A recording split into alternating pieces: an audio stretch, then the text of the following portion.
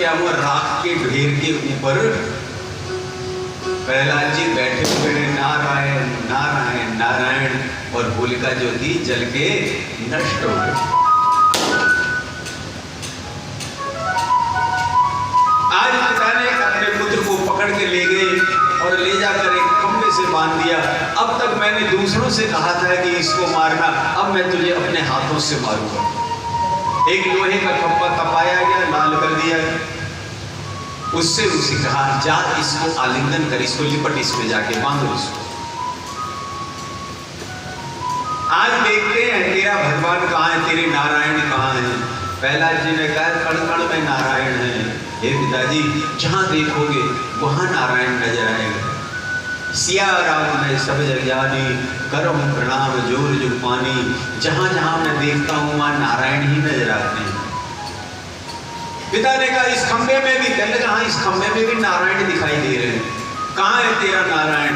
देखा तो एक चींटी जो थी उस जलते हुए खंबे के ऊपर चढ़ रही है। प्रहलाद जी समझ गए कि नारायण जी का प्रवेश हो गया। अरे जब चींटी नहीं जली तो मैं क्यों जलूंगा। विश्वास हुआ, दौड़ कर गया और उस खंबे से जाकर लिपट गया। देखा अब भी नहीं मरा। आज गदा उठाया और एक गदे का प्रहार किया तो उसमें से नरसिंह भगवान का प्राकट हुआ। बोले नरसिंह भगवान की।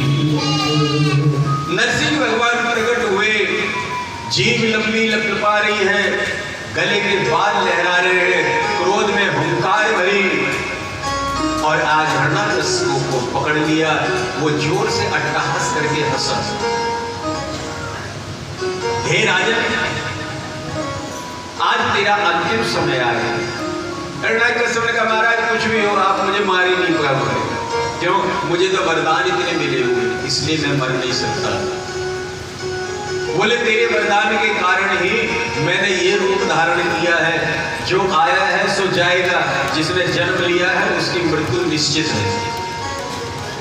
आज पकड़ा, अपनी जंघाओं पर डाल गए। बोले बिल्कुल नहीं मार सकते। क्यों नहीं मार सकते? मुझे वरदान मिला है कि न मैं घर के अंदर मरूं न बाहर। तो भगवान खींचते हुए ले गए उसे और दहली के बीच में बैठ गए, जंघा पे डाल लिया। बोले महाराज अब भी नहीं मार पाओगे। क्यों? न मैं दिन में मर सकता हूँ न रात में। कहने लगे तेरे लिए समय चुना है दोनों वक्त का। सूर्य ढल रहा है, चंद्र उदय हो रहा है, दोनों समय मिल रहे हैं। आप फिर भी नहीं मार सकते मुझे। क्यों? न मैं जड़ से मरूं न चेतन से मरूं। कहने लगे तेरे लिए मैंने नाखून रखे हुए मारने के लिए। ना मेरे पास अस्त्र है ना शस्त्र है, कुछ नहीं है, नाखूनों से मारूंगा। कहने लगे फिर भी नहीं मरूंगा, ना मैं नर से मरूं ना जानवर से। बोले देख मेरा स्वरूप कैसा है, आधा मैं सिंह हूं आधा मैं नर हूं। ऐसा कहकर आज उनके पेट को फाड़ा, आंखड़ियों को निकाला, गले में डाले। क्रोध में आंखें लाल है, जीभ लपलपा रही है। इतना क्रोध बढ़ गया, अब तो जिधर को देखे उधर को लोग भयभीत हो गए। सब भयभीत हो गए, भागने लगे, देवी देवता तक भागने लगे। आज सबने नारद जी से कहा, आप इनके बहुत परम भक्त हैं, आप जाकर शांति कीजिए। नारद जी ने कहा, इस रूप से तो मुझे भी भयभीत, तो मैं भी डर लगता हूँ। सबने कहा लक्ष्मी जी से, आप तो इनकी पत्नी हैं, आप जाकर सामने खड़े हो जाओ। बोले बिल्कुल नहीं जाऊंगी, मेरे पति इतने सुंदर, ये इतने भयानक हैं, ये मुझे भी नहीं बख्शेंगे। फिर कहने लगे एक ही उपाय है। क्या? जिसके कारण ये रूप धारण किया है उसी को भेजिए। आज प्रहलाद जी को सामने भेजा, उठाकर गोद में रख लिया, जीभ से चाट चाट कर पवित्र किया, प्रार्थना की प्रभु अब शांत हो जाइए।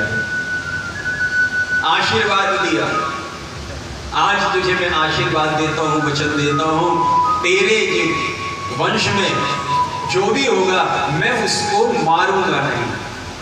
तो राजा बलि जो थे उन्हीं के वंश के प्रहलाद जी के।